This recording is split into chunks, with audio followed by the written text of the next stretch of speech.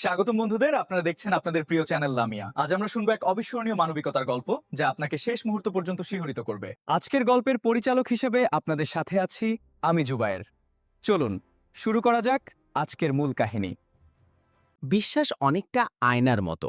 একবার ভেঙে গেলে জোড়া লাগানো কঠিন, কিন্তু নিয়তি যদি সেই ভাঙা টুকরোগুলোকে এক করার সিদ্ধান্ত নেয় তবে কি হয়। কল্পনা করুন, 10 বছর পর এক স্বামী তার গ্রামে ফিরে এসেছেন। তবে সেদিনের সেই অসহায় যুবক হিসাবে নয়, বরং জেলার সবচেয়ে শক্তিশালী ব্যক্তি, একজন কালেক্টর হিসাবে। আর গ্রামে পা রাখতেই কড়া রোদে গম খেতে ঘাম ঝরাতে দেখলেন সেই নারীকে, যে তাকে একদিন ভুল বুঝে তালাক দিয়েছিল। এরপর কি ঘটল, চলুন ডুব দেওয়া যাক উচ্চাকাঙ্ক্ষা, ভুল বোঝাবুঝি, বিরহ এবং পুনর্মিলনের এক শ্বাসরোধকর গল্পে। এই কাহিনীটি রাজশাহী জেলার প্রত্যন্ত গ্রাম রূপনগরের। বিক্রম এক দরিদ্র কৃষক ঘরের সন্তান হলেও তার চোখে ছিল আকাশ ছোঁয়ার স্বপ্ন। ছোটবেলা থেকেই বিদ্যার্জনের প্রতি তার ছিল প্রবল ঝোঁক, এবং সে ছিল অত্যন্ত তীক্ষ্ণ বুদ্ধিসম্পন্ন। গ্রামের শিক্ষক মাঝে মাঝেই মন্তব্য করতেন যে এই ছেলেটাকে যদি ঠিকমতো সুযোগ সুবিধা দেওয়া যায়, তাহলে সে জীবনে অনেক বড় মাপের মানুষ হতে পারবে। বিক্রমের পিতা অন্যের জমিতে কৃষিকাজ করে সংসার চালাতেন, আর তার মা ছিলেন একজন আটপৌরে গৃহিণী। তাদের সংসারে আর্থিক টানাপোড়েন লেগেই থাকত। তবে বিক্রম কখনোই এই দারিদ্র্যকে তার লক্ষ্য অর্জনের পথে বাধা হয়ে দাঁড়াতে দেয়নি। গ্রামের অন্য সমবয়সী ছেলেরা যখন মাঠে খেলাধুলা করত কিংবা অকারণে ঘুরে সময় নষ্ট করত, তখন বিক্রমকে দেখা যেত ঘরের কোনো এক নিভৃত কোণে বইয়ে মুখ গুজে থাকতে। তার এই স্বভাব দেখে আশেপাশের অনেকেই তাকে নিয়ে হাসি ঠাট্টায় মেতে উঠত। কেউ কেউ টিপ্পনি করত, সারাদিন বই গিলে আর কি এমন উদ্ধার করবে। আবার কেউ বিদ্রুপ করে বলতো, দিন শেষে তো ওই লাঙলই ধরতে হবে। তবে বিক্রম এসব কটু কথায় কখনো মন খারাপ করত না। সে কেবল ঠোঁটের কোণে এক চিলতে হাসি ফুটিয়ে চুপ থাকত। তার বুকের গভীরে শুধু একটাই আকাঙ্ক্ষা লালিত হতো, আর তা হল ভবিষ্যতে একজন মস্ত বড় সরকারি কর্মকর্তা হওয়া। তার দৃঢ় আত্মবিশ্বাস ছিল যে সে যদি এভাবে নিরলস খাটুনি চালিয়ে যায়, তাহলে একদিন না একদিন তার ভাগ্যের চাকা ঠিকই ঘুরবে। কালক্রমে সময় তার নিজস্ব গতিতে সামনের দিকে এগোতে থাকল। বিক্রমের প্রাতিষ্ঠানিক শিক্ষা সম্পন্ন হওয়ার পরপরই পরিবারের সদস্যরা তার বিয়ের জন্য পাত্রী খুঁজতে শুরু করলেন। অচিরেই পার্শ্ববর্তী জেলা মাধবপুরের অন্তর্গত কাঞ্চনপুর গ্রামের বাসিন্দা মায়ার সাথে তার বিয়ের প্রস্তাব আসে। মায়া বেশ বুদ্ধিমতী, রূপবতী এবং আচার আচরণে বেশ প্রাণবন্ত এক তরুণী ছিল। উভয় পরিবারের সদস্যদেরই এই বিয়ের প্রস্তাবটি বেশ মনে ধরে গেল, এবং অল্প কিছুদিনের ব্যবধানেই তাদের দুজনের শুভ বিবাহ সম্পন্ন হয়ে গেল। দাম্পত্য জীবনের প্রাথমিক দিনগুলো তাদের অত্যন্ত আনন্দ ও সুখের মাঝ দিয়ে অতিবাহিত হতে লাগল। বিক্রম এমনিতে বেশ ধীর স্থির প্রকৃতির মানুষ ছিল। অন্যদিকে মায়াকে সে একজন বিচক্ষণ সঙ্গিনী হিসেবেই মূল্যায়ন করত। প্রথম দিকে স্বামী স্ত্রীর মাঝে কোনো প্রকার মনোমালিন্য বা দূরত্বের সৃষ্টি হয়নি। তবে বিয়ের মাস কয়েক অতিক্রান্ত হওয়ার পর বিক্রম সিদ্ধান্ত গ্রহণ করল যে সে শহরে পাড়ি জমাবে, এবং সেখানে থেকে সিভিল সার্ভিস বা বড় মাপের কোনো চাকরির পরীক্ষার জন্য নিজেকে প্রস্তুত করবে। এক গোধূলি লগ্নে সে বেশ সাহস সঞ্চয় করে মায়ার কাছে তার হৃদয়ের এই সুপ্ত বাসনার কথা ব্যক্ত করল। সে বেশ নরম সুরে তাকে জানালো, আমি ভাবছি শহরের দিকে যাব। সেখানে থেকে আরও উচ্চশিক্ষার পাশাপাশি বড় কোনো চাকরির জন্য প্রস্তুতি নিতে চাই। মায়া কথাটি শুনে কিছুক্ষণের জন্য একদম নিশ্চুপ হয়ে গেল। এরপর নীরবতা ভেঙে সে প্রশ্ন করল, এই প্রস্তুতির জন্য তোমার ঠিক কতদিন বা কত বছর সময় প্রয়োজন হতে পারে? বিক্রম বেশ ধীর কণ্ঠে উত্তর দিল, খুব সম্ভবত বেশ কয়েকটা বছর পেরিয়ে যেতে পারে। তবে আমার এই কঠোর সাধনা যদি সাফল্যের মুখ দেখে, তবে আমাদের দুজনের গোটা জীবনটাই এক অন্যরকম আলোয় আলোকিত হয়ে উঠবে। আরও কিছুটা সময় মৌন থাকার পর মায়ার সম্মতিসূচক মাথা নাড়ল, এবং তাকে আশ্বস্ত করে বলল, তোমার যদি এটাই জীবনের সবচেয়ে বড় স্বপ্ন হয়ে থাকে, তবে তোমার অবশ্যই সেই স্বপ্ন পূরণের জন্য ঝাঁপিয়ে পড়া উচিত। স্ত্রীর মুখে এমন সমর্থনমূলক কথা শুনে বিক্রম যেন বুকে অনেকটা স্বস্তির নিঃশ্বাস ফেলল। এর ঠিক পরবর্তী মাসেই সে নিজের জন্মস্থান ছেড়ে ব্যস্ত শহরে গিয়ে উপস্থিত হল। তবে শহরের ওই কোলাহলপূর্ণ জীবনযাপন মোটেই সাবলীল ছিল না। মাথা গোজার জন্য একটা ছোট্ট স্যাঁতস্যাঁতে কামরা, পকেটে খুব সামান্য কিছু অর্থ, আর সামনে অসীম ধৈর্যের এক দীর্ঘ পড়াশোনার পাহাড়। বহু রজনী তার এমনভাবে অতিবাহিত হতো যে সে চোখের পাতাও এক করতে পারত না। এত প্রতিকূলতার মাঝেও সে কখনোই পরাজয় স্বীকার করেনি। দিনের আলো ফোটার সাথে সাথেই পাঠাগারে গিয়ে পড়ায় মগ্ন হওয়া, এবং রাতের বেলা নিজের রুমের ওই টিমটিমে বাল্বের আলোয় বইয়ে মুখ গুজে থাকাটা তার নিত্যদিনের রুটিনে পরিণত হয়ে গিয়েছিল। ক্রমেই তার সমগ্র অস্তিত্ব কেবল বই খাতা আর পড়াশোনার ঘেরাটোপেই আবদ্ধ হয়ে গেল। অপরদিকে ফেলে আসা গ্রামে মায়া সম্পূর্ণ একাকী জীবনযাপন করতে বাধ্য হলো। প্রথম প্রথম সবকিছু স্বাভাবিক নিয়মেই চলছিল, কিন্তু সময়ের সাথে সাথে গ্রামের বেশ কিছু কৌতূহলী ও পরনিন্দক মানুষ তার চারপাশে নানা ধরনের ভিত্তিহীন কানাঘুষা ছড়াতে আরম্ভ করলো। এমনিতে গ্রামের মানুষদের হাতে অফুরন্ত অবসর সময় থাকে, তাই যে কোনো খবর বা গুজব বাতাসের চেয়েও দ্রুত বেগে চারদিকে রটে যায়। আশেপাশের কয়েকজন রমণী প্রায়শই মায়াদের বাড়ির সীমানার কাছে দাঁড়িয়ে ফিসফিস করে নানা সমালোচনা করত। এদের মধ্যে কেউ একজন হয়তো বলে উঠল, আমি তো লোকমুখে শুনলাম যে বিক্রম নাকি শহরে গিয়ে অন্য কোনো মেয়ের সাথে সংসার পেতেছে। তখন আরেকজন হয়তো তাতে সায় দিয়ে বলে উঠত, যে লোক বছরের পর বছর বউকে ফেলে রেখে গ্রামের বাড়িতে পা পর্যন্ত রাখে না, তার ভেতরে নিশ্চয়ই কোনো গভীর রহস্য লুকিয়ে আছে। প্রথম দিকে মায়া এই ধরনের অহেতুক আলোচনাগুলোকে একদমই পাত্তা দেয়নি। নিজের জীবনসঙ্গীর প্রতি তার অগাধ আস্থা ও ভরসা ছিল। তবে প্রতিনিয়ত একই ধরনের সন্দেহজনক কথাবার্তা বারবার তার কান পর্যন্ত পৌঁছাতে শুরু করল। কখনো হয়তো প্রতিবেশী কোনো বৌদি এসে বলতো, শহরের পরিবেশটাই আসলে ওরকম, ভালো মানুষের মাথা খারাপ করে দেয়। আবার কখনো অন্য কেউ এসে মন্তব্য করত, যে মানুষটা নিজের পরিবার ছেড়ে এত দীর্ঘকাল বাইরে পড়ে থাকে, তাকে অন্ধভাবে বিশ্বাস করাটা সত্যিই বোকামি। মানুষের এই প্রতিনিয়ত ছুড়ে দেওয়া ছোট ছোট বিষাক্ত মন্তব্যগুলো একটু করে মায়ার সরল মনে এক গভীর সন্দেহের বীজ বপন করতে শুরু করল। এদিকে বিক্রম শহরের পরিবেশে নিজের কেরিয়ার গড়ার প্রস্তুতিতে এতটাই নিমজ্জিত ছিল যে গ্রামে তার স্ত্রীকে ঘিরে চলা এই নোংরা রাজনীতির বিন্দু বিসর্গও সে টের পায়নি।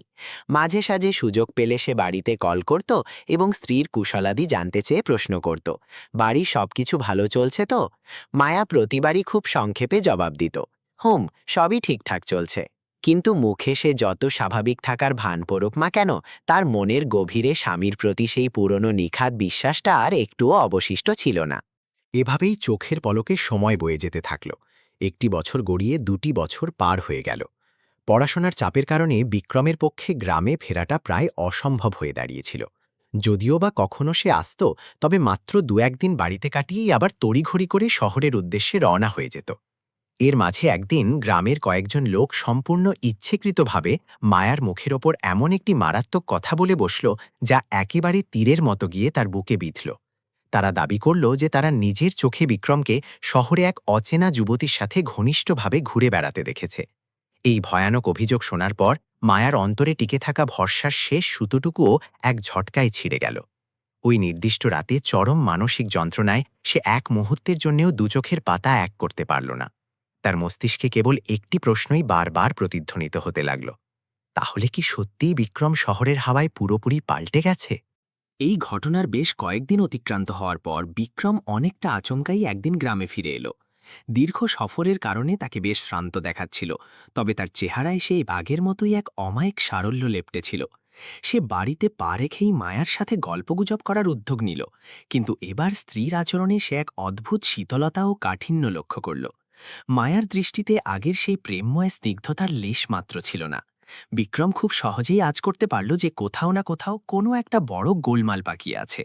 সে অত্যন্ত নরম স্বরে তাকে জিজ্ঞেস করল, কোনো সমস্যা হয়েছে কি? সবকিছু ঠিক আছে তো? মায়া তার প্রশ্নের কোনো সোজা সাপটা জবাব প্রদান করল না।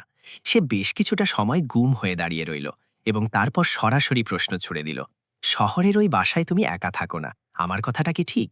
স্ত্রীর মুখে এমন অদ্ভুত অভিযোগ শুনে বিক্রম রীতিমতো আকাশ থেকে পড়ল। সে হতভম্ব হয়ে পাল্টা জিজ্ঞেস করল, তুমি হঠাৎ করে এমন আবোল তাবোল কথা কেন বলছো?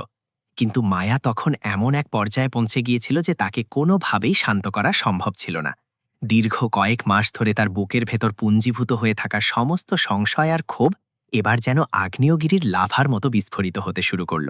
সে চরম ক্রোধান্বিত অবস্থায় চিৎকার করে উঠল, আমার চোখের দিকে তাকিয়ে সত্যিটা স্বীকার করো বিক্রম, তোমার জীবনে কি নতুন কোনো নারীর আগমন ঘটেছে? বিক্রমের কাছে তার স্ত্রীর এই অপ্রত্যাশিত প্রশ্নটি একেবারে বিনা মেঘে বজ্রপাতের মতোই মনে হল। সে কোনো মতেই নিজের উথাল পাথাল আবেগ নিয়ন্ত্রণ করে ধীর গলায় জানতে চাইল, কে তোমার মগজে এইসব আজে বাজে চিন্তা ঢুকিয়ে দিয়েছে? তবে মায়া তখন এতটাই হিতাহিত জ্ঞানশূন্য হয়ে পড়েছিল যে অন্যের কোনো যুক্তি শোনার মতো মানসিক স্থিতিশীলতা তার ছিল না। তার অন্তরে বাসাবাঁধা অহেতুক অবিশ্বাসটি এতটাই প্রবল হয়ে উঠেছিল যে তা ভালোবাসার সমস্ত ভিত্তিকে চুরমার করে দিয়েছিল। দেখতে না দেখতেই স্বামী স্ত্রীর মাঝে এক তুমুল বাগবিতণ্ডার সৃষ্টি হল, আর উঠোনের বাইরে দাঁড়িয়ে থাকা গ্রামের সেই উৎসুক জনতা দূর থেকে তাদের এই দাম্পত্য কলহ বেশ তাড়িয়ে তাড়িয়ে উপভোগ করছিল। যে প্রতিবেশীদের কুটকচালি আজ তাদের এই অশান্তির মূল হতা, তারাই সেখানে তামাশা দেখতে ভিড় জমিয়েছিল। বেশ দীর্ঘ সময় যাবৎ দুজনের মাঝে এই তর্কযুদ্ধ চলতে থাকল। বিক্রম প্রাণপণ কসরত করে তাকে বোঝানোর চেষ্টা করল যে এই সমস্ত অভিযোগ সম্পূর্ণ বানোয়াট, কিন্তু মায়া কোনোভাবেই তার একটি কথাও বিশ্বাস করতে প্রস্তুত ছিল না। পরিশেষে তীব্র ক্ষোভ এবং মানসিক যন্ত্রণায় জর্জরিত হয়ে মায়া এমন একটি চরম সিদ্ধান্ত গ্রহণ করল যা তাদের দুজনের ভবিষ্যৎকে চিরতরে উল্টে দিল। সে একদম স্পষ্ট এবং দৃঢ় কণ্ঠে ঘোষণা করল, তোমার পরকীয়ার কথা যদি সত্যই হয়, তবে এমন মিথ্যা সম্পর্কের বোঝা আমি আর টানতে রাজি নই। আমি তোমাকে আজই ডিভোর্স বা তালাক প্রদান করছি। স্ত্রীর মুখে এই ভয়ঙ্কর কথাটি উচ্চারণ হতে শুনে বিক্রম যেন আক্ষরিক অর্থেই প্রস্তর মূর্তিতে পরিণত হল। তার কাছে মনে হল কেউ যেন এক লহমায় তার পায়ের তলা থেকে গোটা পৃথিবী যাকে কেড়ে নিয়েছে। আকস্মিক এই ধাক্কায় সে বেশ কিছুক্ষণ বাক্য হারা হয়ে রইল। তবে মায়া তার নেওয়া ওই কঠোর সিদ্ধান্তে একেবারে অনড় ছিল। এর মাত্র কয়েকটা দিন পেরোতেই সে নিজের সমস্ত ব্যবহার্য জিনিসপত্র গুছিয়ে নিয়ে চিরতরে তার পিত্রালয় কাঞ্চনপুরে পাড়ি জমাল। বিক্রম সম্পূর্ণ শূন্য হাতে তার শূন্য বাড়ির আঙিনায় একা একা দাঁড়িয়ে রইল। তার চোখের সামনে পুরনো সেই পরিচিত ঘর আর ইটের দেয়ালগুলো ঠিকই দাঁড়িয়েছিল, কিন্তু চারপাশের সবকিছুকে তার কাছে এক ভয়ানক শূন্যতায় মোড়ানো বলে মনে হল। ঠিক সেই অভিশপ্ত দিনটি থেকেই তার জীবনে এমন এক ভয়ঙ্কর একাকিত্বের সূচনা ঘটল, যার ক্ষয়ক্ষতি পুষিয়ে উঠতে তার জীবনের বেশ কয়েকটা বছর লেগে যাওয়ার কথা। যা হোক, মায়ার এই চিরবিদায়ের পর বিক্রমের গোটা দুনিয়াটাই যেন ওলটপালট হয়ে গিয়েছিল। রোজ ভোরবেলায় মায়ের সেই চিরচেনা ডাক কানে আসত। নিজের নিয়ম মেনে ফসলের মাঠে যাওয়ার জন্য প্রস্তুত হতেন, কিন্তু তাদের সেই ছোট্ট সংসারে আগের মতো সেই আনন্দময় কোলাহলটা আর একেবারেই ছিল না। চারপাশের সমস্ত পরিবেশ যেন এক অজানা শোকে সম্পূর্ণ বোবা হয়ে গিয়েছিল। বিক্রম মাঝে মাঝেই উঠোনের এক কোণে চুপচাপ দাঁড়িয়ে বাড়ির দেয়ালগুলোর দিকে একদৃষ্টে তাকিয়ে ভাবনায় ডুবে যেত। তার নিজেরই বিশ্বাস হতে চাইত না যে মাত্র কয়েকদিন আগেও এই ঘরটিকে তার দাম্পত্য জীবনের মিষ্টি গল্প, প্রাণখোলা হাসি আর সুন্দর ভবিষ্যতের স্বপ্নগুলো কেমন জীবন্ত হয়ে ঘুরে বেড়াত। খুব স্বাভাবিকভাবেই সারা গ্রামে এই চাঞ্চল্যকর খবরটি দাবানলের মতো ছড়িয়ে পড়ল যে মায়া তার বাবার বাড়িতে ফিরে গেছে এবং সে বিক্রমের সাথে বৈবাহিক সম্পর্কের চিরতরে ইতি টেনেছে। গ্রামবাসীদের আচরণেও আগের সেই স্বাভাবিকতা আর বজায় থাকল না। এদের মধ্যে কিছু মানুষ মুখের ওপর মেকি সমবেদনা প্রকাশ করত ঠিকই, কিন্তু আড়ালে গিয়ে ঠিকই সমালোচনায় মেতে উঠত। কেউ হয়তো কটাক্ষ করে বলতো, এত বিদ্যে অর্জন করে তার কি এমন ফায়দা হলো, নিজের সংসারটাই তো আর টিকিয়ে রাখতে পারল না। আবার কেউ কেউ টিপ্পনি কাটত, শহরের হাওয়া গায়ে লাগলে ছেলেদের চরিত্র সাধারণত এমনই বিগড়ে যায়। বিক্রমের কানেও এসব বিষোদ্গার এসে পৌঁছাত, তবে সে এখন আর এসবের কোনো প্রত্যুত্তর দেওয়ার প্রয়োজন বোধ করত না। একসময় যে মানুষটি অন্যের কটু কথা শুনেও হাসি মুখে এড়িয়ে যেত, আজ তার সেই হাসি খুশি মুখটিতে কেবলই এক রাশ বিষণ্ণতা ভর করেছিল। বেশ কিছুদিন যাবৎ সে নিজের মনকে এই বলে সান্ত্বনা দেওয়ার আপ্রাণ চেষ্টা করল যে সময়ের প্রলেপে হয়তো একদিন সমস্ত ভুল বোঝাবুঝির অবসান ঘটবে। সে বহুবার মায়ার নম্বরে কল করে যোগাযোগের চেষ্টা করেছিল, কিন্তু অধিকাংশ সময়ই সেই কল রিসিভ করা হতো না, আর যদিও বা রিসিভ হতো, তবে তা অত্যন্ত সংক্ষিপ্ত ও রূঢ় কথায় শেষ করে দেওয়া হতো। অবশেষে একদিন সে বুকে পাথর বেঁধে সরাসরি কাঞ্চনপুর গিয়ে তার সাথে দেখা করার চরম সিদ্ধান্তটি নিয়ে ফেলল। খুব সকাল সকাল সে নিজের বাড়ি থেকে বেরিয়ে পড়ল এবং লোকাল বাসে চেপে একেবারে মায়ার পিত্রালয়ে গিয়ে উপস্থিত হল। সমগ্র যাত্রাপথে তার মস্তিষ্কে কেবল একটি ভাবনাই কাজ করছিল যে সে যদি সামনাসামনি গিয়ে পুরো ব্যাপারটা খুলে বলে, তাহলে হয়তো মায়া তার যুক্তিগুলো বুঝতে পারবে। কিন্তু সে যখন কাঞ্চনপুরের মাটিতে পা রাখল, তখন সেখানকার সার্বিক পরিস্থিতি তার কল্পনার চেয়ে একদমই ভিন্ন ছিল। মায়াদের বাড়ির প্রবেশপথের সামনেই বেশ কয়েকজন স্থানীয় লোক জটলা পাকিয়ে দাঁড়িয়েছিল। তারা বিক্রমকে সেখানে দেখতে পাওয়া মাত্রই তাদের চোখের চাউনি একদম পাল্টে গেল। যদিও মুখে তারা কেউই একটি শব্দ উচ্চারণ করল না, কিন্তু তাদের শরীরের ভাষা স্পষ্টতই জানিয়ে দিচ্ছিল যে তারা এই আগমনকে তীব্রভাবে অপছন্দ করছে। বিক্রম ধীর পায়ে বাড়ির মূল আঙিনায় প্রবেশ করল। মায়া ঠিক সেই সময় উঠোনেই দাঁড়িয়েছিল। সে নিজের চোখে বিক্রমকে সেখানে উপস্থিত হতে দেখল ঠিকই, কিন্তু তার চেহারায় বিস্ময় বা অনুশোচনার কোনো ছিটে ফোঁটাও ফুটে উঠল না। আগে বিক্রমকে দেখলে তার মাঝে যেমন এক ধরনের চাপা উত্তেজনা বা আবেগের বহিঃপ্রকাশ ঘটত, আজ তা কিছুই হল না। বরং তার দুই চোখে এখন কেবলই এক নিরেট এবং শীতল প্রত্যাখ্যানের ছায়া ভাসছিল। বিক্রম অত্যন্ত নম্র ও শান্ত স্বরে অনুরোধ করল, অন্তত একবারের জন্য আমার সাথে একটু খোলামেলা কথা বলো। মায়া বেশ কয়েক মুহূর্ত নিশ্চুপ দাঁড়িয়ে রইল। তারপর অত্যন্ত ধীর কিন্তু কঠিন কণ্ঠে জবাব দিল, আমাদের দুজনের মাঝে নতুন করে আলাপ করার মতো আর কোনো বিষয়ই অবশিষ্ট নেই। বিক্রম তাকে মরিয়া হয়ে বোঝানোর চেষ্টা চালালো যে সে গ্রাম থেকে যত ধরনের গুজব শুনেছে তার পুরোটাই সম্পূর্ণ ভিত্তিহীন। সে তাকে একথাও জানালো যে শহরের ওই বদ্ধ কামরায় তার জীবন কেবল বই খাতা আর প্রস্তুতির মাঝেই আটকে আছে। কিন্তু মায়া তখন তার কোনো সাফাই শোনার মতো মানসিক অবস্থায় ছিল না। তার মনের গহীনে যে অবিশ্বাসের বিষবৃক্ষ জন্মেছিল তা এখন ভালোবাসার ভিত্তির চাইতেও বহুগুণ বেশি শক্ত রূপ ধারণ করেছিল। মায়া অত্যন্ত স্পষ্ট ও দ্বিধাহীন ভাষায় জানিয়ে দিল, আমি আমার জীবনের চূড়ান্ত সিদ্ধান্ত গ্রহণ করে ফেলেছি, আর কোনো অবস্থাতেই আমি তোমার কাছে ফিরে যাচ্ছি না। বিক্রম হতবাক হয়ে বেশ কিছুক্ষণ সেই জায়গাতেই স্তব্ধ হয়ে দাঁড়িয়ে রইল। তার বুকের ভেতর জমে থাকা না বলা হাজারো কথা যেন বাকরুদ্ধ হয়ে গলায় আটকে গেল। সে একটি অর্থবোধক শব্দ খুঁজে পেল না। শেষমেশ কোনো প্রকার বাক্য ব্যয় না করেই সে এক বুক হতাশা নিয়ে সেখান থেকে নিজের বাড়ির পথ ধরল। জীবনের সেই চরম হতাশাজনক দিনটিতে সে প্রথমবারের মতো এই রূঢ় সত্যটি উপলব্ধি করতে পারল যে জগতে এমন কিছু কিছু সিদ্ধান্ত থাকে যেগুলোকে পরিবর্তন করার ক্ষমতা সাধারণ মানুষের আওতার বাইরে থেকে যায়। নিজের শূন্য বাড়িতে ফিরে আসার পর বিক্রম দীর্ঘকাল যাবৎ কারো সাথেই খুব একটা বাকালাপ করত না। তার গর্ভধারিণী মা ছেলের এই মলিন মুখ দেখেই তার অন্তরের অব্যক্ত রক্তক্ষরণটুকু টের পেতেন। তবে তিনিও উপযাচক হয়ে তাকে সান্ত্বনা দিতে যেতেন না। তার পিতা কেবল তাকে উদ্দেশ্য করে এটুকু কথা বলতেন, মানুষের জীবনে দুর্যোগ আসাটা খুব স্বাভাবিক, কিন্তু কেউ যদি বুকে সাহস নিয়ে দাঁড়িয়ে থাকে তবে একদিন না একদিন উত্তরণের পথ ঠিকই খুঁজে পাওয়া যায়। পিতার বলাই মূল্যবান উপদেশগুলো বিক্রমের ক্ষতবিক্ষত হৃদয়ে একটু একটু করে অনুপ্রেরণার বীজ বুনতে শুরু করল। একটি নির্দিষ্ট রাতে সে বিনিদ্রা অবস্থায় গভীর রাত পর্যন্ত জেগে বসে রইল। তার ঘরের পুরনো টেবিলটার ওপর বেশ কিছু বই ছড়ানো ছিলানো ছিল। এগুলো সেই একই বই যেগুলোর সাথে শহরের দিনগুলোতে সে রাত দিন এক করে হাড় ভাঙা খাটুনি খেটেছিল। সে এক দৃষ্টে বেশ দীর্ঘ সময় ধরে সেই ধুলো পড়া বইগুলোর পানে তাকিয়ে রইল। এরপর খুব ধীর ভঙ্গিতে সেখান থেকে একটি বই হাতে তুলে নিল এবং পাতা উল্টে তাতে মনোনিবেশ করল। ঠিক ওই রজনীতেই সে নিজের জীবনের মোড় ঘুরিয়ে দেওয়ার মতো এক শপথ গ্রহণ করল। নিয়তি যদি তাকে এত গভীর ক্ষত উপহার দিয়ে থাকে তবে সে তার এই তীব্র যন্ত্রণাকেই নিজের সফলতার সবচেয়ে বড় হাতিয়ার হিসেবে গড়ে তুলবে। এর ঠিক এক সপ্তাহ পেরোতেই সে সমস্ত পিছুটান ভুলে পুনরায় শহরে ফিরে গেল। যদিও এবার তার চেহারায় আগের সেই প্রাণবন্ত উদ্দীপনার ছিটে ফোটাও ছিল না, কিন্তু তার বুকের ভেতর সাফল্যের চূড়ায় পৌঁছানোর এক ভয়ঙ্কর জেদ চেপে বসেছিল। সে নিজের কাছে নিজে প্রতিজ্ঞা করল যে জীবনের ফেলে আসা ওই ধ্বংসস্তূপের দিকে সে আর কখনোই ফিরে তাকাবে না। শহরে পা রেখেই সে নিজেকে সম্পূর্ণভাবে বই খাতার সাগরে নিমজ্জিত করে ফেলল। ভোর থেকে শুরু করে মধ্যরাত অবধি তার ধ্যান জ্ঞান বলতে কেবল বই পড়ার নোটস আর লাইব্রেরিই ছিল। বহুদিন এমনও অতিবাহিত হতো যে সে সারাদিনে অন্য কোনো মানুষের সাথে একটি বাক্যও বিনিময় করত না। মহাকালের নিয়মে সময় তার নিজের গতিতে এগিয়ে চলল। একটি বছর, দুটি বছর করতে করতে জীবনের বেশ অনেকগুলো বছর এভাবেই পেরিয়ে গেল। জীবনের এই দীর্ঘ সময়কালে বিক্রমকে সীমাহীন কষ্ট ও ত্যাগের মধ্য দিয়ে যেতে হয়েছে, কিন্তু সে কখনোই রণক্ষেত্র থেকে পালিয়ে যায়নি। যতবারই সে হোঁচট খেয়ে ব্যর্থ হয়েছে, ঠিক ততবারই সে দ্বিগুণ শক্তিতে আবার উঠে দাঁড়িয়েছে। তার সহপাঠীরা ভেবে কুল পেত না যে এই ছেলেটার ভেতরে এত অদম্য শক্তির উৎস আসলে কোথায়।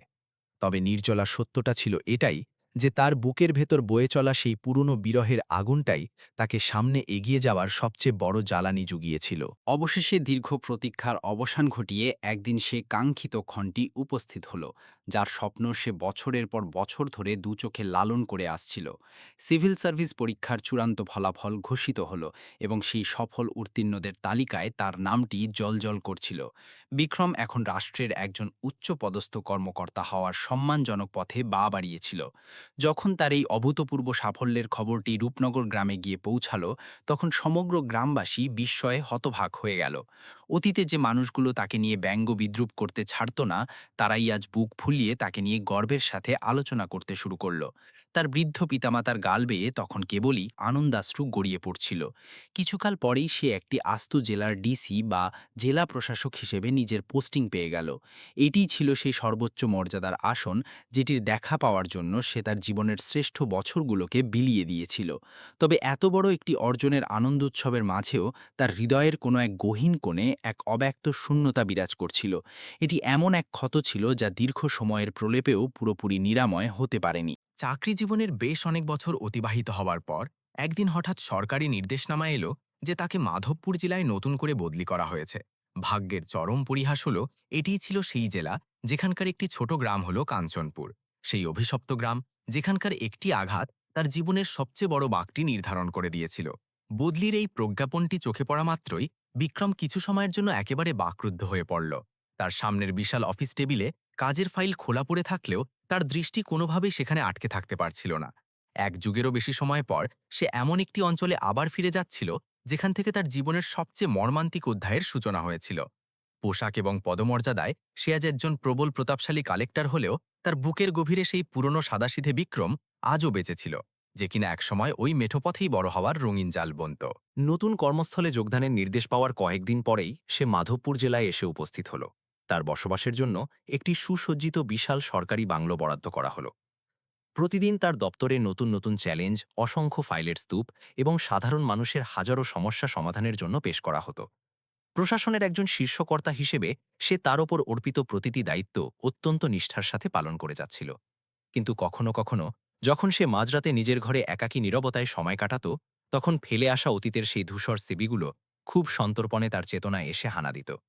সে প্রাণপণ চেষ্টা করত মস্তিষ্কের ওই অপ্রীতিকর স্মৃতিগুলোকে মুছে ফেলার, কিন্তু জীবনের কিছু কিছু ক্ষত এত গভীর হয় যে তা চাইলেই বিস্তৃত হওয়া যায় না। যোগদানের কয়েক সপ্তাহ পেরোনোর পর সে তার অধীনস্থ বিভিন্ন গ্রাম পরিদর্শনের সরকারি দায়িত্ব পেল। পরিদর্শনের জন্য বেশ কয়েকটি গ্রামের নাম অন্তর্ভুক্ত করে একটি তালিকা প্রস্তুত করা হলো এবং আশ্চর্যজনকভাবে সেই তালিকার একটি স্থানে কাঞ্চনপুরের নাম জ্বলজ্বল করছিল। সেই একই জায়গা যেখানে সে তার ভাঙতে বসা সংসারকে টিকিয়ে রাখার জন্য শেষবারের মতো মিনতি করতে গিয়েছিল। নথিপত্রে টাইপ করা সেই অতি পরিচিত নামটির উপর চোখ পড়তেই তার হাত মুহূর্তের জন্য জমে গেল। সে দ্রুত নিজের আবেগকে বশ করে অত্যন্ত স্বাভাবিক ও দাপ্তরিক কণ্ঠে নির্দেশ জারি করল যে আগামীকালের পরিদর্শনের জন্য ওই গ্রামটিকেই যেন বেছে নেওয়া হয়। পরের দিন ভোর হতেই কালেক্টরের ভবন থেকে জেলা প্রশাসকের সরকারি গাড়িবহর বেরিয়ে পড়ল। তার সফরসঙ্গী হিসাবে আরও বেশ কয়েকজন উচ্চপদস্থ কর্মকর্তা এবং কর্মচারী উপস্থিত ছিলেন। শহরের পিচঢালা পথ ছাড়িয়ে তাদের কনভয় ধীরে ধীরে ধুলোমাখা গ্রামীণ রাস্তার দিকে অগ্রসর হতে শুরু করল। যাত্রাপথের দুপাশের দিগন্ত বিস্তৃত ফসলের মাঠ চোখে পড়ছিল। সতেজ কর্দমাক্ত মাটির সোদা গন্ধ যেন চারপাশের বাতাসে মিশে একাকার হয়েছিল। এই গ্রামীণ পরিবেশটাই তো এককালে তার নিজস্ব অস্তিত্বের অবিচ্ছেদ্য একটি অংশ ছিল। কনভয় আপন গতিতে সামনের দিকে ছুটতে থাকল এবং কিছু দূর এগোতেই কাঞ্চনপুর গ্রামের নাম লেখা ফলকটি দৃষ্টিগোচর হল। গ্রামের সীমানায় পৌঁছানোর পর গাড়িগুলো খুব ধীর গতিতে এসে পার্ক করা হলো। বেশ কিছু স্থানীয় বাসিন্দা আগে থেকেই তাদের অভ্যর্থনা জানানোর জন্য সেখানে অপেক্ষমান ছিল। খোদ জেলার প্রধান কর্তা তাদের গ্রাম পরিদর্শনে আসছেন, এই খবরটি আগে থেকেই পুরো এলাকায় রটে গিয়েছিল। সমবেত জনতা সীমাহীন কৌতূহল নিয়ে সেই রাজকীয় গাড়িবহলির দিকে চেয়েছিল। গাড়ির দরজা খুলে গেল এবং বিক্রম ধীর পায়ে বাইরে বেরিয়ে এলো। পরনে তার পরিপাটি পোশাক, দৃষ্টিতে এক অনবদ্য আত্মবিশ্বাস এবং সমগ্র চেহারায় একজন শীর্ষ কর্মকর্তার কঠিন গাম্ভীর্য ফুটে বেরোচ্ছিল। উপস্থিত গ্রামবাসীরা করজোড়ে তাদের এই সম্মানীয় অতিথিকে বরণ করে নিল। বিক্রমও মৃদু মাথা ঝুঁকিয়ে সবার এই উষ্ণ অভ্যর্থনার জবাব দিল। তার প্রোটোকলে থাকা অন্যান্য সরকারি কর্মকর্তারা তাকে ওই এলাকার সার্বিক পরিস্থিতি সম্পর্কে অবহিত করতে শুরু করলেন। তারা সেখানকার ফসলি জমি, চলাচলের রাস্তাঘাট এবং সুপেয় জলের উৎসগুলো একে একে প্রদর্শন করতে লাগলেন। বিক্রম অত্যন্ত সতর্কতার সাথে সবকিছু পর্যবেক্ষণ করলেও তার মনের গহীনে এক অদ্ভুত ধরনের চাঞ্চল্য কাজ করছিল। হয়তো সে তার নিজের এই মানসিক আলোড়নের প্রকৃত কারণটি নিজেই পুরোপুরি অনুধাবন করতে পারছিল না। গ্রামের প্রান্তবর্তী একটি বিশাল প্রান্তরের দিকে যখন সে এগিয়ে যাচ্ছিল, তখন হঠাৎ করেই তার দৃষ্টি বহু দূরে দাঁড়িয়ে থাকা এক একাকী নারীর ওপর গিয়ে আছড়ে পড়ল। প্রখর রৌদ্রের তাপে পিঠ বাঁকিয়ে সে আপন মনে গম কাটার কাজ করে যাচ্ছিল। তার মাথাটি একটি জরাজীর্ণ ওড়নায় ঢাকা ছিল এবং হাতে ছিল ধারালো কাস্তে। সে অবিরাম তার কাজ চালিয়ে যাচ্ছিল, যেন আশেপাশের দুনিয়ায় কি ঘটছে সেই বিষয়ে তার বিন্দুমাত্র কোনো মাথা ব্যথা নেই। বিক্রম যেন মন্ত্রমুগ্ধের মতো কিছু মুহূর্তের জন্য সেই জায়গাতেই থমকে দাঁড়াল। তার অবচেতন মন বারবার তাকে বলছিল যে ওই খাটাখাটনি করা নারীটির শারীরিক গঠনের মাঝে ভীষণ পরিচিত কোনো এক ছাপ লুকিয়ে আছে। সে কৌতূহল দমন করতে না পেরে অত্যন্ত ধীর পায়ে সামনের দিকে আরও কয়েক পা অগ্রসর হল। এই দূরত্ব থেকে ওই রমণীকে বেশ স্পষ্টভাবেই অবলোকন করা যাচ্ছিল। ঠিক সেই সময়েই মহিলাটি কাজ থামিয়ে এক লহমার জন্য তার মাথাটি ওপরের দিকে তুলল এবং সঙ্গে সঙ্গেই তাদের দুজনের দৃষ্টি একে অপরের সাথে সরাসরি মিলে গেল। বিক্রমের চলন্ত পা যেন আঠার মতো মাটিতে আটকে গেল। তার বুকের ভেতরে হৃৎপিণ্ডটা যেন হঠাৎ করেই পাগলের মতো লাফাতে শুরু করল। সামনের রোদে পুড়তে থাকা ওই নারী অন্য কোনো অচেনা ব্যক্তি নয়, বরং সে ছিল খোদ মায়া। দীর্ঘ 10টি বছরের ব্যবধান যেন সেই একটি পলকে চোখের সামনে বিলীন হয়ে গেল। সূর্যের সেই প্রখর তেজ আজও একই রকম ছিল, পায়ের তলার মাটিটাও পল্টায়নি, কিন্তু তাদের দুজনের জীবনের গল্পটা আমূল পরিবর্তিত হয়ে গিয়েছিল। মায়াও তার পুরনো স্বামীকে চিনতে একটুও ভুল করেনি। তার হাতের কাস্তে চালানোর গতি কয়েক মুহূর্তের জন্য স্তব্ধ হয়ে গেলেও সে পরক্ষণেই নিজের আবেগকে লুকিয়ে ফেলে পুনরায় শস্য কাটায় মনোনিবেশ করল, যেন সেখানে উল্লেখযোগ্য কিছুই ঘটেনি। বিক্রম যেন পাথর হয়ে বেশ কিছুক্ষণ সেই এক জায়গাতেই দাঁড়িয়ে থাকল। তার সাথে পরিদর্শনে আসা অন্যান্য কর্মচারীরা একদমই হিসাব মেলাতে পারলেন না যে তাদের বস হঠাৎ করে কেন এভাবে মাঝপথে ধমকে দাঁড়ালেন। তারা বাধ্য হয়ে তাকে তাগাদা দিলেন, স্যার, আমাদের বোধহয় এবার সামনের দিকে এগোনো উচিত। বিক্রম সংবিদ ফিরে পেয়ে মৃদু মাথা নেড়ে সামনে হাঁটা শুরু করল, কিন্তু তার এই হাঁটার ভঙ্গিতে আগের সেই সাবলীলতার একটুও অবশিষ্ট ছিল না। সে আপ্রাণ চেষ্টায় নিজের মানসিক টালমাটাল অবস্থাকে গোপন করে পুনরায় গ্রাম পরিদর্শনের দাপ্তরিক কাজে মন বসানোর চেষ্টা করল। এই ঘটনার বেশ কিছুক্ষণ অতিক্রান্ত হওয়ার পর গ্রামের স্থানীয় ইউনিয়ন পরিষদ কার্যালয়ে এক গণশুনানির আয়োজন করা হল। আশেপাশের সাধারণ মানুষ তাদের নানা অভাব অভিযোগ নিয়ে সেখানে জড়ো হয়েছিল। বিক্রম তার নির্ধারিত আসনে বসে অত্যন্ত মনোযোগ সহকারে সকলের আবেদন নিবেদন শুনছিল। সে প্রতিটি জনসমস্যারই একটি গ্রহণযোগ্য সুরাহা বের করার সর্বাত্মক চেষ্টা চালাচ্ছিল ঠিকই, কিন্তু তার মস্তিষ্কের একটি বিশাল অংশ বারবার ওই গমের ক্ষেতের দিকে ছুটে যাচ্ছিল, যেখানে সে ঠিক কিছুক্ষণ আগেই মায়ার সেই বিধ্বস্ত নুকটি প্রত্যক্ষ করেছিল। এই গণশুনানি যখন প্রায় সমাপ্তির দিকে এগোচ্ছিল, ঠিক তখনই সভাকক্ষের প্রবেশপথে এক ধরনের হট্টগোল সৃষ্টি হল। উপস্থিত জনতার ভিড় দুই ভাগে বিভক্ত হয়ে মাঝখান থেকে একজন মানুষকে ভেতরে প্রবেশ করার পথ করে দিল। বিক্রম কৌতূহলী হয়ে মাথা তুলে সেদিকে তাকাল। সে দেখতে পেল যে প্রবেশদ্বারে ঠিক সেই একই মুখাবয় ভারিয়ে আছে যাকে সে কিছুক্ষণ আগেই কড়া রোদে কাজ করতে দেখেছিল। মায়া অত্যন্ত ধীর পায়ে সভাকক্ষের ঠিক মাঝ বরাবর এসে স্থির হয়ে দাঁড়াল। সেখানে উপস্থিত সকল মানুষ হতভাগ হয়ে একে অপরের মুখের দিকে তাকাতে শুরু করল। খোদ জেলার ডিসির সামনে এই নারীর এমন অপ্রত্যাশিত আগমনের পেছনের কারণটি তারা কোনোভাবেই মেলাতে পারছিল না। বিক্রম তড়িঘড়ি করে নিজের ভেতরকার ঝড় সামাল দিল এবং একজন সরকারি কর্মকর্তার পেশাদারি স্বরে প্রশ্ন করল, আপনার কি অভিযোগ আছে, সেটা নির্ভয়ে বলতে পারেন। মায়া একটুও না কেঁপে সরাসরি তার চোখের গভীরে দৃষ্টি নিবদ্ধ করে জবাব দিল, আমার অভিযোগটা কালের হিসাবে বেশ পুরনো, তবে আজ হয়তো তার একটি সঠিক ফয়সালা পাওয়া যেতে পারে। তার গলার স্বর বাহ্যিকভাবে শান্ত মনে হলেও তার মাঝে লুকিয়ে থাকা এক তীব্র আক্ষেপ খুব সহজেই টের পাওয়া যাচ্ছিল। সভাকক্ষে উপস্থিত সকল মানুষ এবার পিনপতন নীরবতার মাঝে তাদের কথোপকথন শোনার জন্য উদ্গ্রীব হয়ে উঠল। বিক্রম একদৃষ্টে বেশ কিছুক্ষণ তার ওই মলিন মুখশ্রীর দিকে তাকিয়ে থাকল। এতগুলো বছর পার হয়ে যাওয়ার পরেও তার চেহারায় সেই পুরনো চেনা আদলটি ঠিকই টিকেছিল, তবে সেই কিশোরী সুলভ সারল্যটা আর ছিল না। জীবনের রুক্ষ বাস্তবতা তাকে সময়ের সাথে সাথে অনেক বেশি পাথরের মতো শক্ত করে তুলেছিল। বিক্রম পুনরায় ধীর কণ্ঠে তাগাদা দিল, আপনার যদি সত্যি কোনো অভিযোগ বা সমস্যা থাকে তবে সেটি নির্দ্বিধায় পেশ করুন। মায়া নিজের দৃষ্টি এক বিন্দুও না সরিয়ে উত্তর দিল, সমস্যার তো সেই দিনই সূত্রপাত হয়েছিল যেদিন আসল সত্যটা যাচাই না করেই একজন মানুষ আমার ব্যাপারে ভিত্তিহীন সিদ্ধান্তে উপনীত হতে শুরু করেছিল। এই রহস্যময় কথাটি কান পর্যন্ত পৌঁছানো মাত্রই সেখানে উপস্থিত মানুষজন ফিসফিস করে একে অপরের দিকে তাকাতে লাগল। পুরো কক্ষের আবহাওয়া মুহূর্তের মাঝেই এক চরম অস্বস্তিকর ভারী রূপ ধারণ করল। বিক্রমের জন্য নিজের অতীতকে এভাবে সবার সামনে মুখোমুখি করাটা কোনো অংশেই সহজ কাজ ছিল না। এক যুগেরও বেশি সময় পেরিয়ে যাওয়ার পর এমন অভাবনীয় পুনর্মিলন তার কাছে একটি বিধ্বংসী ঘূর্ণিঝড়ের চেয়ে কম কিছু মনে হচ্ছিল না। সে তার পুরো জীবনে এই প্রথমবার অত্যন্ত গভীরভাবে উপলব্ধি করতে পারল যে অতীত আসলে কখনোই পুরোপুরি মুছে যায় না, তা জীবনের কোনো না কোনো বাঁকে এসে ঠিকই আবার মানুষের সামনে রুদ্র মূর্তিতে হাজির হয়। মায়া বেশ কিছুটা সময় নিশ্চুপ থেকে পরিবেশটা হালকা হতে দিল এবং তারপর অত্যন্ত ধীর কণ্ঠে বলতে শুরু করল, আজ আমি সকলের সামনে সেই চরম সত্যটি উন্মোচন করতে এসেছি, কারণ এই সত্যটিকে নিজের বুকের ভেতর আর চেপে রাখার কোনো যুক্তিসঙ্গত কারণ আমি খুঁজে পাচ্ছি না। তার মুখ থেকে এই চাঞ্চল্যকর ঘোষণাটি শোনা মাত্রই ওই কক্ষে বসে থাকা প্রতিটি মানুষের দৃষ্টি যেন আঠার মতো তার ওপর সেটে গেল, এবং বিক্রম নিজের ভেতর থেকেই অনুভব করতে পারল যে এবার যে ঘটনাটি সবার সামনে উন্মোচিত হতে যাচ্ছে তা হয়তো তার জীবনের গতিপথকে আবার নতুন করে নির্ধারণ করে দেবে। যা হোক, মায়া একটি ভারী দীর্ঘশ্বাস বুক থেকে বের করে দিয়ে অত্যন্ত ধীরে ধীরে তার জবানবন্দি শুরু করল। তার বলার ভঙ্গিটা বেশ ধীরস্থির হলেও তার প্রতিটি শব্দের অন্তরালে লুকিয়ে থাকা সীমাহীন যন্ত্রণা খুব স্পষ্টভাবেই অনুভব করা যাচ্ছিল। সে বলতে লাগল, যে অভিশপ্ত দিনটিতে আমি তোমার সাথে ডিভোর্সের কাগজে সই করেছিলাম, সেদিন আমার বদ্ধমূল ধারণা ছিল যে আমি বোধহয় একদম সঠিক একটি পদক্ষেপ নিচ্ছি। আমার মনে দৃঢ় বিশ্বাস জন্মেছিল যে শহরের চাকচিক্যে পড়ে তুমি পুরোপুরি পাল্টে গেছ এবং তোমার ওই জীবনে নতুন কোনো সঙ্গিনীর প্রবেশ ঘটেছে।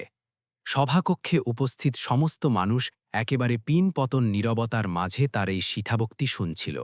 বিক্রমের পলকহীন দৃষ্টি কেবল তার মুখমণ্ডলেই স্থির হয়েছিল। মায়া তার কথা চালিয়ে যেতে থাকল। তবে এর বেশ কিছুদিন অতিক্রান্ত হওয়ার পর আমি আসল সত্যটা উদ্ঘাটন করতে সক্ষম হই। আমি বুঝতে পারি যে যে সমস্ত পরচর্চাকারীদের কথায় আমি অন্ধভাবে বিশ্বাস করেছিলাম তারা প্রত্যেকেই ডাহা মিথ্যুক ছিল। তাদের মূল উদ্দেশ্যই ছিল গ্রাম জুড়ে তোমার নামে নোংরা অপপ্রচার চালানো। ঠিক সেই দিনটিতে আমি প্রথমবারের মতো অনুধাবন করতে পারলাম যে স্রেফ রাগের মাথায় আমি কত বড় একটি মারাত্মক ভুল সিদ্ধান্ত নিয়ে ফেলেছি। তার উচ্চারিত প্রতিটি বাক্যে চরম অপরাধবোধ স্পষ্ট হয়ে উঠছিল। সে লজ্জায় মাথা আনত করে অত্যন্ত অনুতপ্ত স্বরে বলল, আমি তোমার প্রতি এক ক্ষমার অযোগ্য অবিচার করেছি বিক্রম। এই কথাগুলো শোনার পর সভায় উপস্থিত সকল মানুষের মুখাবয়ব বিস্ময় ও বেদনায় ভারী হয়ে উঠল। এমন একটি নাটকীয় মুহূর্তে কার ঠিক কী প্রতিক্রিয়া দেখানো উচিত তা যেন কেউই ভেবে পাচ্ছিল না। বিক্রম কিন্তু তখনও আগের মতোই অবিচল এবং শান্তভাবে দাঁড়িয়েছিল। তার চোখের পর্দায় এক যুগের পুরনো সেই ধূসর স্মৃতিগুলো যেন সিনেমার দৃশ্যের মতো ভেসে উঠতে লাগল। সেই ভয়ঙ্কর দিনটির কথা, যখন মায়া প্রথম ডিভোর্সের কথা উচ্চারণ করেছিল। সেই বিনিদ্রা রজনীগুলোর কথা, যখন সে একা একা চোখের জল ফেলে পড়াশোনা করেছিল।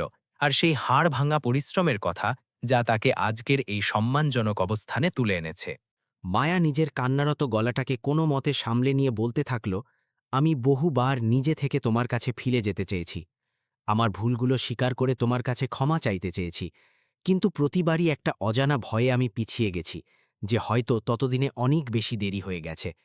অবশেষে যখন আমি লোকমুখে শুনতে পেলাম যে তুমি রাষ্ট্রের একজন মস্ত বড় কর্মকর্তা হিসেবে নিয়োগ পেয়েছ, তখন আমি খুব ভালোভাবেই বুঝতে পেরেছিলাম যে আমার করা সামান্য একটা ভুল আমাদের দুজনের গোটা অস্তিত্বটাকেই ভিন্ন খাতে প্রবাহিত করে দিয়েছে।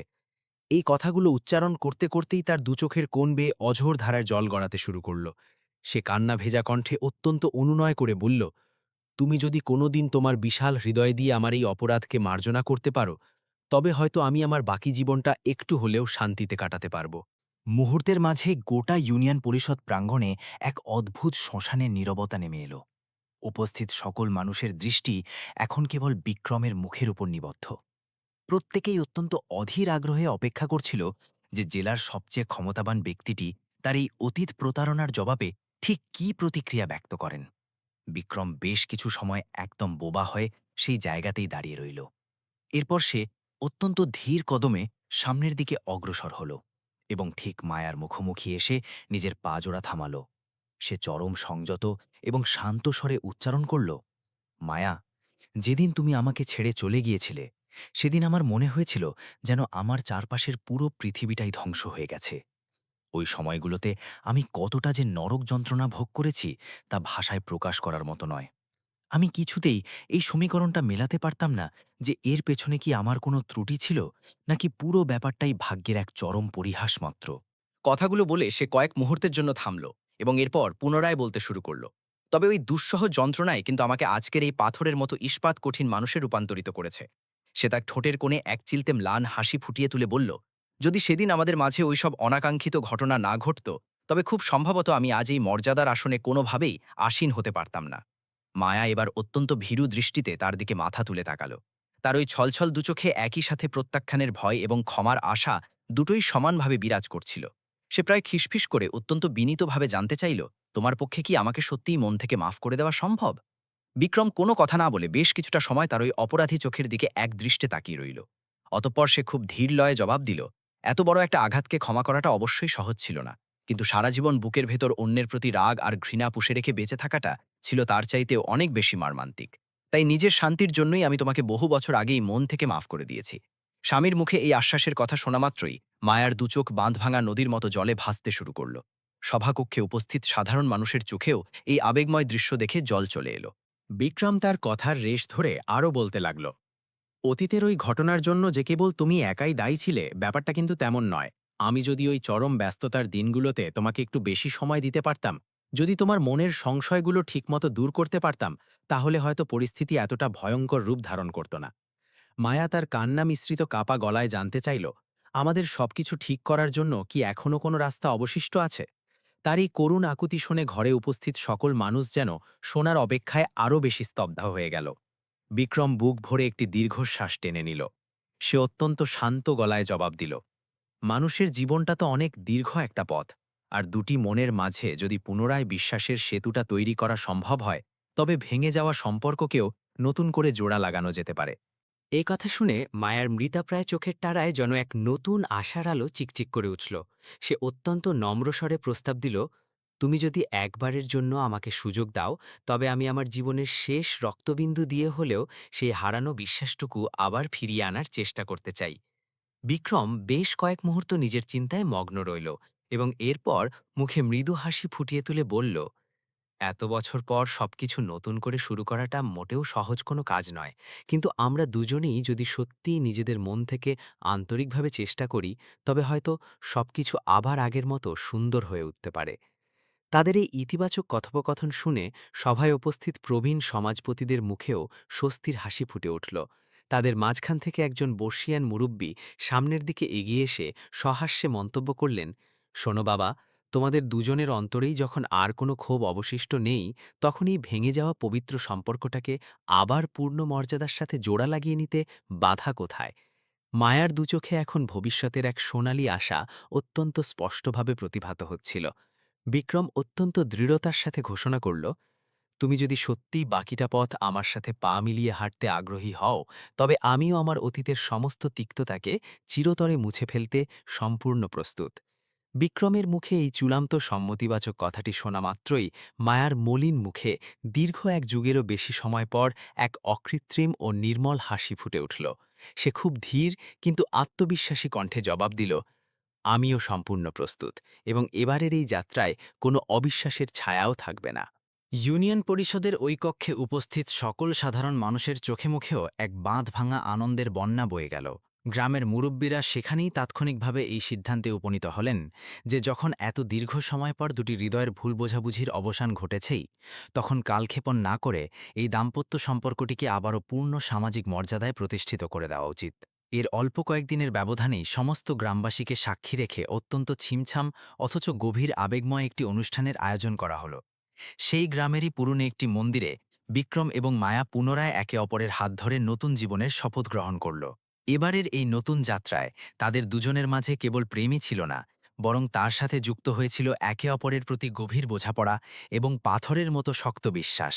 যখন আনুষ্ঠানিকতা শেষে তারা দুজনে মন্দির থেকে বেরিয়ে এলো, তখন উপস্থিত সমস্ত গ্রামবাসীর মুখে ছিল এক তৃপ্তির হাসি। বহু বছরের জমে থাকা সমস্ত দূরত্বের আজ চিরতরে অবসান ঘটল। বিক্রম গভীর এক প্রশান্তিতে সুবিশাল আকাশের দিকে তাকালো এবং নিজের মনে মনেই ভাবল যে হয়তো মানুষের জীবনে কখনো কখনো একটু দেরি করে হলেও নিয়তি ঠিক সেই জিনিসটাই ফিরিয়ে দেয় যেটার প্রতি আমাদের সত্যিকারের অধিকার ও প্রয়োজন থাকে। আর ঠিক সেই শুভক্ষণটি থেকেই তাদের দুজনের জীবনে এক সম্পূর্ণ নতুন অধ্যায়ের সূচনা হলো, যেখানে অতীতের সমস্ত গ্লানি আর কষ্টের জায়গা দখল করে নিয়েছিল এক নতুন বিশ্বাস এবং অনাগত ভবিষ্যতের এক উজ্জ্বল আশা। প্রিয় দর্শক, এই চমৎকার কাহিনীটি আমাদের জীবনের অত্যন্ত গুরুত্বপূর্ণ একটি শিক্ষা প্রদান করে যে কোনো সম্পর্কের মূল ভিত্তিই হল অগাধ বিশ্বাস। যখন আমরা প্রকৃত সত্য যাচাই না করে কেবল মানুষের মুখের কথায় প্রভাবিত হয়ে পড়ি, তখন আমরা মূলত নিজেদের অজান্তেই নিজেদের সবচেয়ে বড় সুখটুকু বিসর্জন দিয়ে ফেলি। জীবনের যে কোনো বড় সিদ্ধান্ত কখনোই অতিরিক্ত ক্রোধের বশবর্তী হয়ে নেওয়া উচিত নয়, বরং অত্যন্ত স্থির মস্তিষ্কে ও বিচক্ষণতার সাথে গ্রহণ করা উচিত। কারণ আপনার ১ সেকেন্ডের ভুল সিদ্ধান্ত আপনাকে সারা জীবনের জন্য অন্তহীন ভোগান্তিতে ফেলতে পারে। তবে এখন আপনাদের কাছে আমার প্রশ্ন হল, আপনারা যদি বিক্রমের মতো এমন পরিস্থিতির শিকার হতেন, তবে কি এত কিছুর পরেও মায়াকে ক্ষমা করে দিয়ে পুনরায় তাকে আপন করে নিতেন? আর আপনি যদি মায়ার জায়গাতে থাকতেন, তবে নিজের এত বড় একটি মারাত্মক ভুলের পর পুনরায় সেই মানুষের কাছে ফিরে যাওয়ার মতো সাহস কি সঞ্চয় করতে পারতেন? আপনাদের মূল্যবান চিন্তা ও মতামতগুলো অবশ্যই মন্তব্যের ঘরে লিখে আমাদের জানাবেন, এবং যদি এই ধরনের মর্মস্পর্শী ও আবেগঘন গল্পগুলো আপনাদের মন ছুঁয়ে যায়, তবে অবশ্যই ভিডিওটিতে একটি লাইক প্রদান করবেন। আমাদের চ্যানেলটির সাথে যুক্ত থাকতে সাবস্ক্রাইব করবেন এবং আপনাদের পরিচিতজনদের সাথে এই শিক্ষণীয় গল্পটি বেশি বেশি শেয়ার করবেন। আগামীতে এমনই নতুন কোনো সুন্দর গল্পের সাথে আপনাদের সাথে পুনরায় যুক্ত হব। ততক্ষণ পর্যন্ত সবাই ভালো থাকবেন।